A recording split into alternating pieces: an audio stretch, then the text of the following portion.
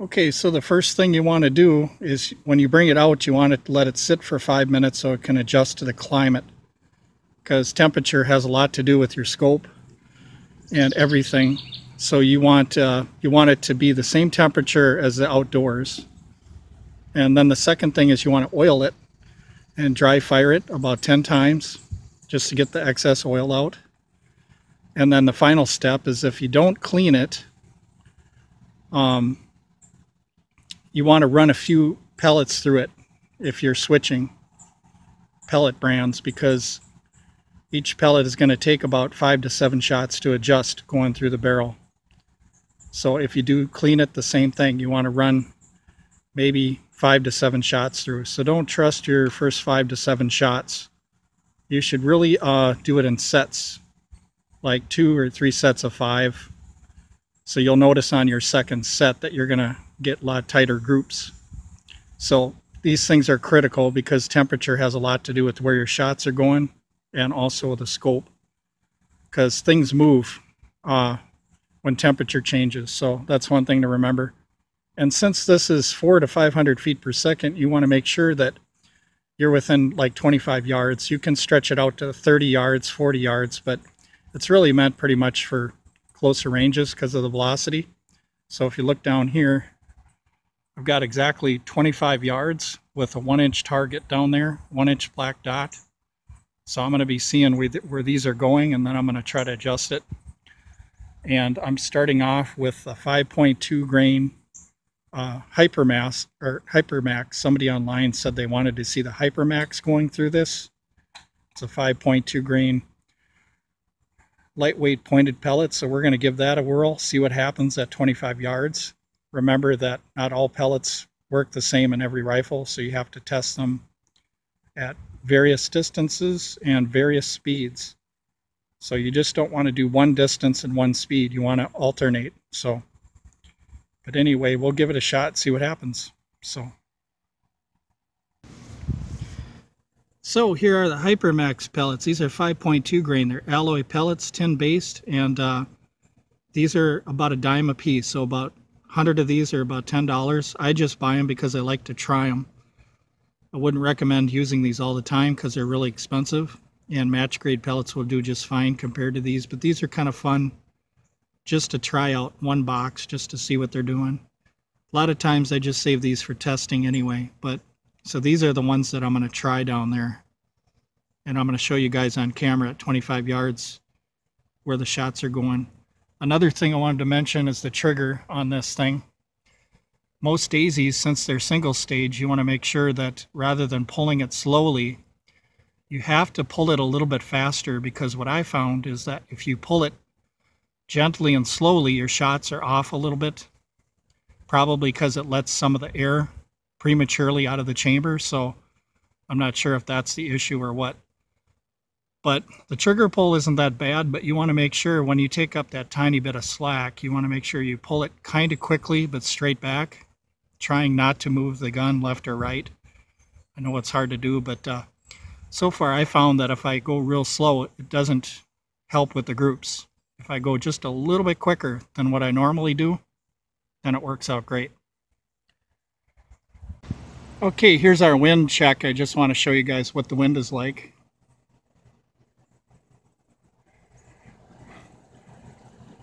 So that's my wind speed, is the trees. I use the trees. There we go. That's our wind today.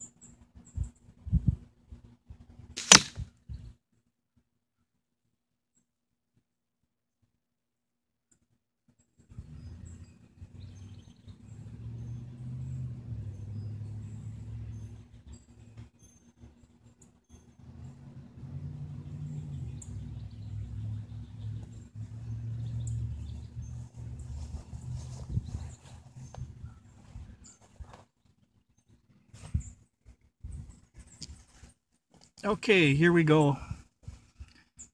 This is 1-inch black dot right here. And as you can see, you can, if you're careful enough and you have some good pellets, you could probably squeeze it down to maybe, this is 6 shots, so maybe you could get it down to maybe a 1/2 inch with 6 shots. Some of you guys might be able to do that. I did notice movement when I was shooting, so it's all about controlling that movement, making sure the rifle is very steady. So that helps a lot. But for this distance, here's my pinky. And we got majority of the rounds going here. You can see that. And then I'll turn around and I'll show you the distance.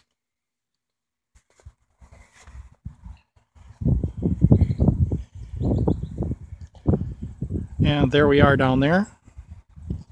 And then I just want to grab a nickel real quick. I keep nickels down here once in a while, just to show you guys what it looks like. But you could cover almost all of them with the nickel. So if you don't count the one on the bottom, it's under a 1-inch group. It'd be more like a 3/4, something like that. So, and I know you can do a lot better. Well, some of you could probably do a lot better than me with this kind of pellet, but this is the 5.2 grain hypermax made by RWS. They're very good. They're about the same as match grade pellets, like your H&N Finale Match 7.56 grain. They do about the same, so it's up to you guys. Do a little investigation, do a little shooting, see what they'll do. But anyway, very accurate for this distance for a low velocity rifle. You have to realize that it is low velocity. It's not it's half the speed or more than most air rifles out there, so most Springers at least. But it's kind of nice for a rifle that's around $100, and then the scope's $100 for $200. Having some fun, nice and quiet. So thanks for watching, you guys. Okay, I wanted to show you 10 shots. So here's 10 shots. What you've seen before was about 6. So they're all pretty much hitting in the black zone, pretty much, which is the 1-inch circle area there. Maybe smaller than 1 inch if you took your time, no wind, you know, nice conditions. You could probably get 1/2 inch groups with this pellet. That's what I'm thinking. So some of you might be able to. But anyway, just wanted to show you this.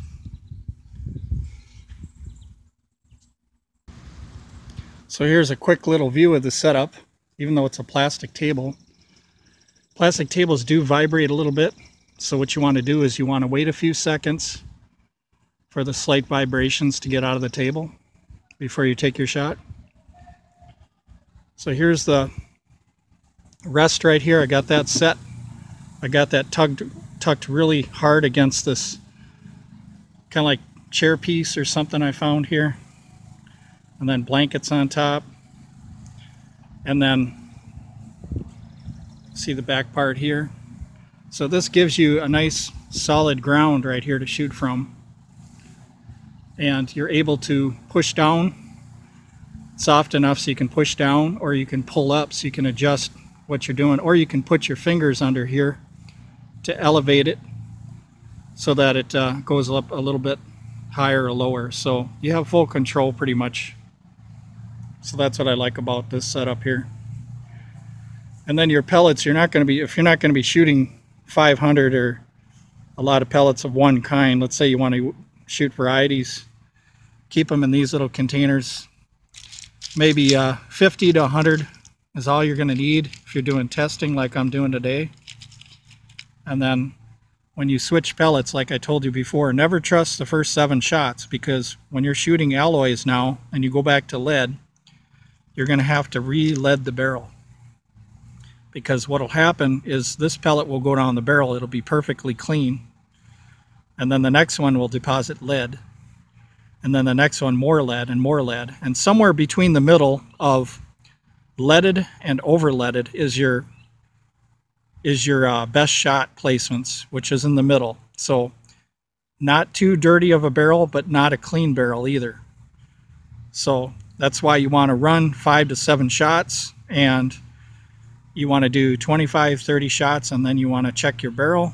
Or if you find that your shots are getting all over the place, you might want to clean your barrel again. It depends on what kind of pellet you use. So, and the thing about Walther barrels compared, this one's a standard barrel. Now Walther barrels don't get as dirty as a standard rifled barrel. So, and that can be proven on my pistols. When I clean my pistols, even if I fire the same amount of shots, the Walther barrel is much cleaner and stays cleaner. These barrels here get a little bit dirtier on the patch.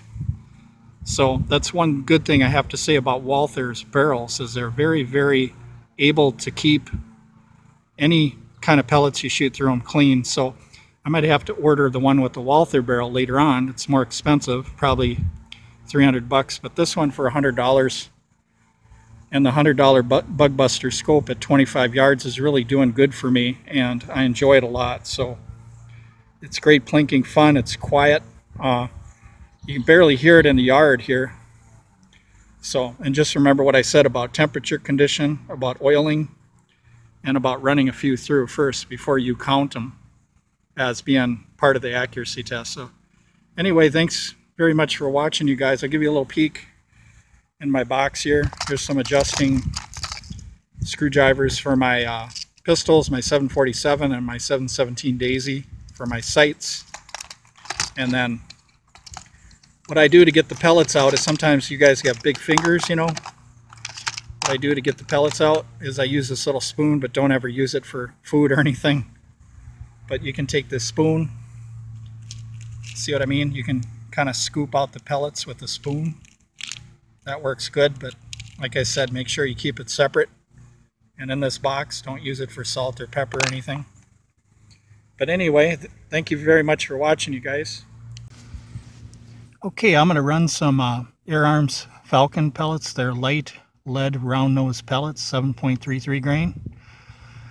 Probably for price and quality, they're probably one of the best pellets I've ever used.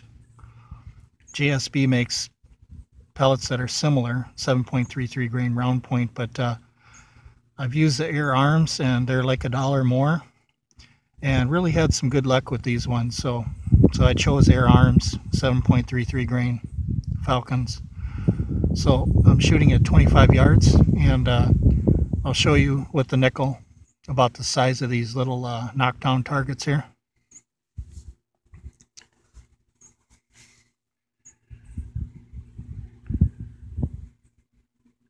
So this little guy right here is about the size of a dime, that little bird thing.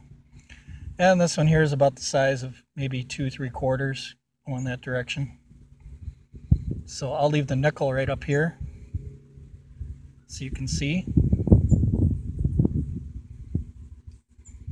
And there's the nickel right there. And maybe I'll even try the nickel. So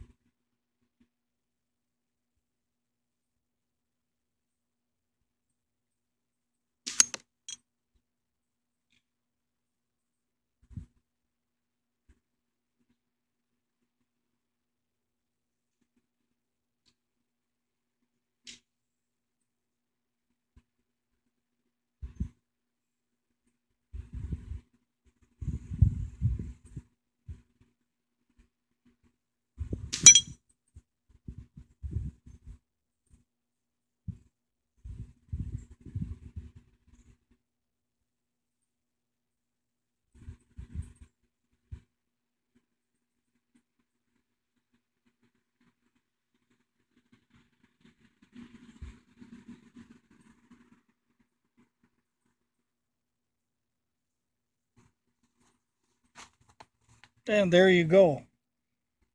Yeah, I would go with these 7.33 grain Air Arms round nose pellets here. Even if Crossman are $1 cheaper for 500 or so, I think these are much more accurate, and they don't have that antimony in them either. So this is real soft English lead here, or German, wherever they're made. So because it doesn't have antimony, it's real nice with the skirts here. I did notice that packaging, they came pretty well. So haven't had any trouble with the skirts yet. So, but anyway, that's what's nice about the skirts, is they're slightly flared, so they're kind of snug when they go into like a Springer or something like that. So that's the part I like about these pellets. JSB Express are $6 more for 500, and they're considered you know, a premium match grade pellet, but I found that these can almost keep up with them, just about. So for $6 less, I think I want to go with these for plinking and fun out in the yard. Unless I need extreme accuracy, then I might switch. But other than that, I think these will do just fine for 25 yards because they're light and they're lead also. So that's nice to have something lead that'll get out this far and be kind of accurate and stuff. So as you can see, I hit all the targets and even the nickel. So you know it'll hit a nickel at 25 yards at least, or even a dime, or maybe even smaller. So anyway, hope you enjoyed. Okay, the reason why I use angled sand is for a couple reasons. Number one is if you don't hit something, you'll see a little poof of smoke come up from the dirt. And what I got in here is I got mortar mixed in here with the sand.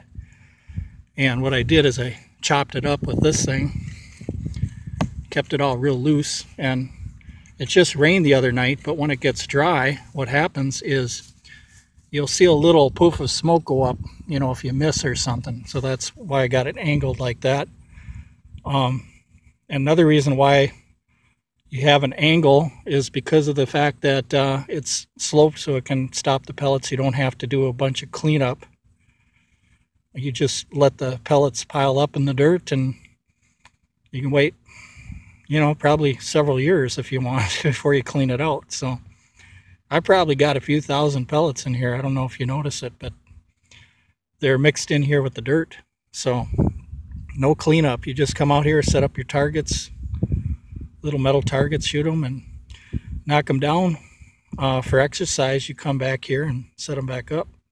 So for every 3 targets you have to work for it, you have to walk 50 yards. So you get your walking in and you get your plinking in at the same time. So if you're getting up in years, this is a good way to get some exercise too. So if you're really good and you do it 3 shots, then you get more exercise. So what you want to do is be really bad at it, so you don't have to walk as much.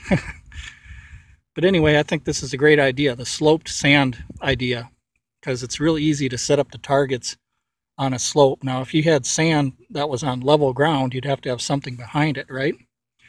Why not have sand behind it? Why not have a slope, like a hill? So you just go like this, you kind of pack it a little bit if you need a flat place, or you can take a board and stamp out a flat place in here. See that? That's how it works. So hope you enjoyed.